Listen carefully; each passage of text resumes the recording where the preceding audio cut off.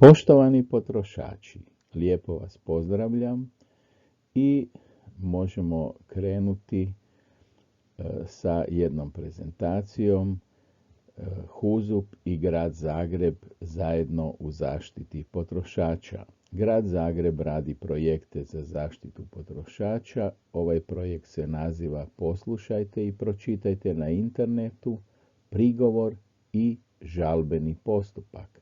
Ja sam Tomislav Lončar, tajnik Hrvatske udruge za zaštitu potrošača. Potrošači su jedna od najjačih snaga društva.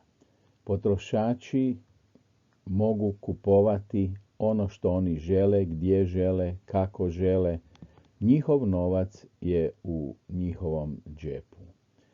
Znači, gotovo svakodnevno komuniciraju sa trgovcima, bilo kupovinom osnovnih životnih namirnica, bilo kupovinom većih materijalnih dobara, korištenjem različitih usluga. U većini slučajeva potrošači su zadovoljni, a tek u manjem broju slučajeva izražavaju svoje nezadovoljstvo. Česti problemi su neisticanje cijena kada cijene na policama ne odgovaraju cijenama na blagajni, kada trgovci oglašavaju u svojim katalozima određene proizvode koji niti ne stignu u trgovinu, kada se prodaju proizvodi kojima je istekao rok trajanja, a kvaliteta proizvoda često puta ne odgovara onome što je naznačeno u opisu proizvoda. Takvi proizvodi imaju materijalni nedostatak. Također potrošači izražavaju svoje nezadovoljstvo kada se obraćaju različitim serviserima, majstorima, davateljima usluga.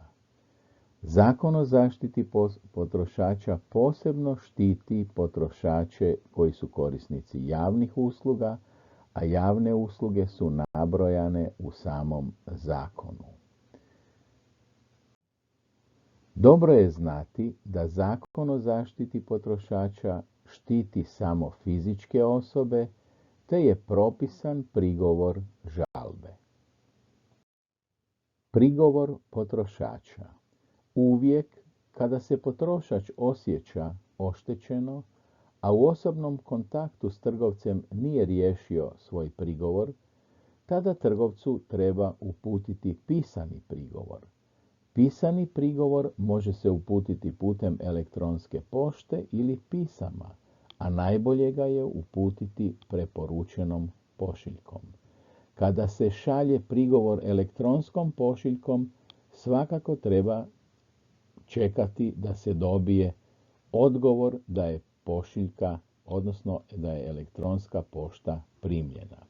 U prigovoru treba navesti osnovne podatke o proizvodu ili usluzi s kojim je potrošač nezadovoljan. Objasniti zašto je nezadovoljan. Treba predložiti što želi da trgovac napravi po njegovu prigovoru, te bi trebao dati određen rok za rješavanje prigovora. I može predložiti rješenje. Da li je to povrat novca, zamjena, popravak ili sniženje cijene. Prema Zakonu o zaštiti potrošača, trgovac je dužan na prigovor odgovoriti u roku 15 dana. Bude li potrošač nezadovoljan odgovorom ili ako uopće odgovor ne dobije u navedenom roku, tada se može obratiti s prijavom Državnom inspektoratu.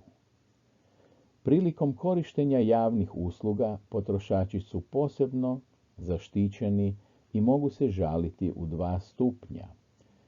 Najčešći su problemi s telekomunikacijskim uslugama, opskrbom električnom energijom, toplinskom energijom, plinom, odvozom kućnog otpada, vodoopskrbom, poštanskim uslugama.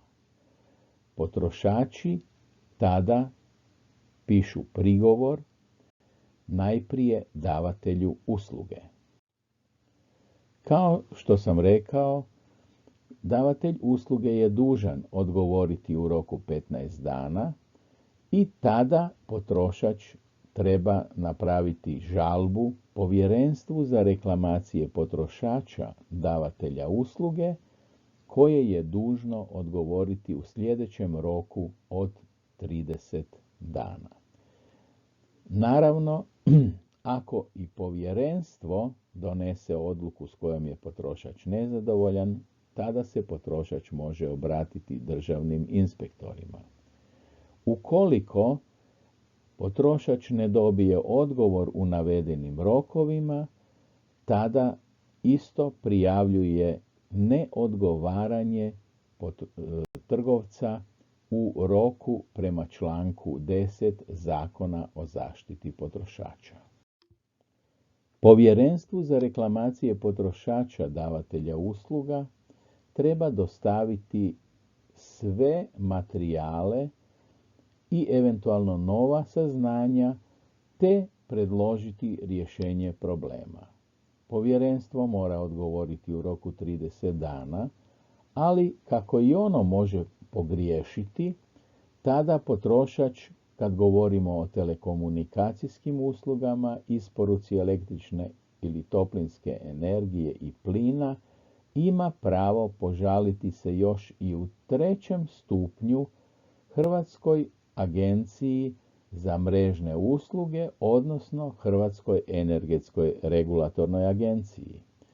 Naravno, bude li potrošač i poslije toga nezadovoljan, može se požaliti državnim inspektorima, a također i ako ne dobije odgovor u navedenim rokovima.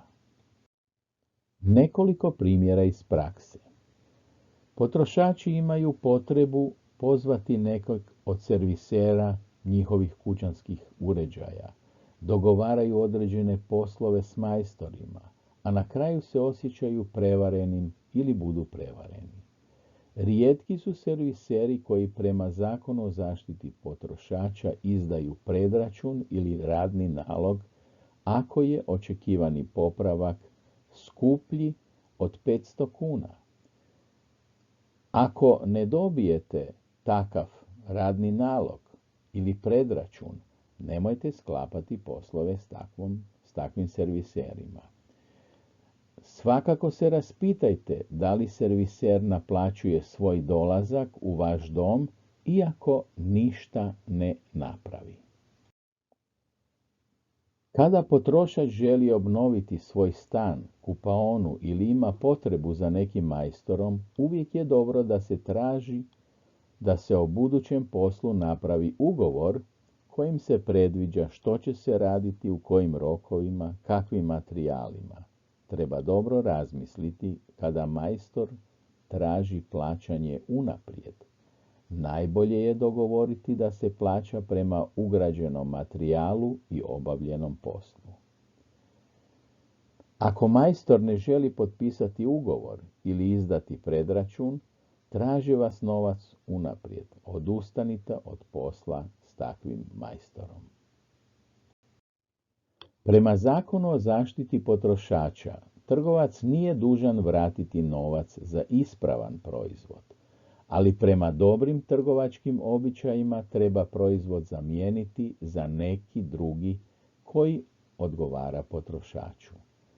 Neki trgovci vraćaju novac i za ispravan proizvod, jer razmišljaju o tome da njima kupac treba, da će kupac ponovo doći kod njih, rade, kao što bi rekli, na duge pruge. U svakom slučaju treba kupovati kod takvih trgovaca. U sklapanju ugovora putem sredstava daljinske komunikacije, telefon, internet, treba se dobro raspitati o pravima i obavezama davatelja usluga, jer će nam najčešće trgovci govoriti samo ono što njima ide u prilog, ali će negativne strane zatajiti. Svakako treba tražiti da se pisanim putem potvrdi sve što je navedeno u telefonskom razgovoru. Telekomunikacijske tvrtke često puta zovu telefonom posebno stariju populaciju građana pokušavajući im prodati nešto što njima ne treba. Zato obavijestite članove svoje obitelji da ne sklapaju poslove putem telefona, putem daljinske komunikacije, već da uvijek zatraže pisanu ponudu. Dobro je znati da potrošači kupovinom putem interneta i na prezentacijama izvan poslovnih prostorija trgovaca imaju pravo vratiti proizvod u roku 14 dana i ne moraju objašnjavati zašto su nezadovoljni i zašto taj proizvod vraćaju. U slučaju materijalnog nedostatka, potrošači za sada mogu zahtijevati povrat novca i zamjenu proizvoda do 2 godine od dana prodaje proizvoda. Kad se radi o materijalnom nedostatku, onda je trgovac dužan preuzeti proizvod o svom trošku. Budite oprezni prilikom kupovine namještaja, jer trgovci ispisuju u račune svoje šifre koji su nama potrošačima nerazumljive. Treba tražiti pojašnjenje, a da to bude napisano i na samom računu. Često nam govore o rokovima isporuke i zatražite od trgovca da na račun napiše rok isporuke. Ako se rok isporuke ne poštuje, onda potrošači moraju dati naknadni rok za isporuku od nekoliko dana. Poslije imaju pravo odustati od trgovine ili kupovine i trebaju tražiti povrat novca s pripadajućom zateznom kamatom. Poštovani potrošači, svakako budite jako oprezni kada gledate i odlučujete se na kupovinu medicinskih pomagala i lijekova putem sredstava informiranja i oglasima u tim sredstvima. Prije svake kupovine uvijek se posavjetujte sa svojim liječnikom. Budite uvjereni da vaš liječnik sigurno dobro zna da li nekakvo pomagalo oglašeno u novinama ili na internetu pomaže ili ne. Pitajte svog liječnika, zatražite njegov savjet. Kod ugovaranja dopunskog osiguranja raspitajte se kako i na koji način isto možete prekinuti u slučaju potrebe. Uobičajeno je da policu možete otkazati samo 3 mjeseca prije isteka osiguranja. Pazite na taj rok. Predlažemo posebnu pozornost prilikom kupovine automobila. To je veća investicija, a kad kupujete iz druge ruke, budite jako pažljivi. Najprije provjerite je li prodavatelj i vlasnik vozila. Obavezno pogledajte sve dokumente, provjerite upisanu kilometražu i u stanici za tehnički pregled provjerite je li kilometraža skidana, odnosno smanjivana. Zatražite od svog poznatog mehaničara da procijeni automobil i njegovu kvalitetu. Da netko pogleda limariju, je li automobil sudjelovao u kakvoj prometnoj nesreći. Kupujete li automobil od autokuće koja se bavi prodajom rabljenih automobila, također budite posebno pažljivi. I tražite pisano jamstvo da kilometraža na vozilu odgovara onome što piše, a ne da je krivotvorena. Također, jamstvo da automobil nije sudjelovao u prometnoj nesreći. Često prodavači govore o jamstvu automobila, a vi tražite da to jamstvo bude potvrđeno pisanim putem kojeg je potrebno da prodavatelj ovjeri. Prema iskustvu kojeg smo dobili od naših potrošača, vidljivo je da se oni baš ne snalaze u ovršnim postupcima. Najbitnije je kad preuzmu pošiljku u kojoj se naznačuje da su nekome nešto dužni i da taj dug trebaju platiti, da sve vrlo pažljivo i detaljno pročitaju i da znaju kako trebaju postupiti. Izmjenama i ovršnog zakona po obavijesti javnog bilježnika trebaju se obratiti najprije vjerovniku, onome kome su nešto dužni, te trebaju zatražiti objašnjenje ili dogovor o plaćanju duga. Ukoliko od javnog bilježnika dobiju ovršni prijedlog s rješenjem, onda trebaju pažljivo pročitati uputu o pravnom lijeku i trebaju postupiti prema njoj. Važno je naglasiti da se treba paziti na navedene rokove. Kada se odgovara javnom bilježniku, upućuje se prigovor i u prigovoru treba navesti sve ono što potrošaču ide u prilog. Potrošačima je bitno, ako smatraju da se radi o zastari, da se na nju moraju pozvati jer se zastara ne prati po službenoj dužnosti. Najčešći rokovi zastare su 1 godina za struju, vodu, plin, poštanske telefonske usluge, grijanje, 3 godine za pričuvu, a za komunalnu naknadu i za naknadu za uređenje vode zastara je 3 godine, relativna zastara, a apsolutna 6 godina. To znači da su to nekakve porezne naknade i da se svaka radnja onoga ko nešto naplaćuje prekida se rok zastare. Znači kada vam netko pošalje da ste dužni platiti komunalnu naknadu, naknadu za uređenje voda, pošalje vam opomenu nakon 2 godine, produžuje se rok zastare od dana kad ste vi dobili tu opomenu, ali to može biti samo do proteka 6 godina.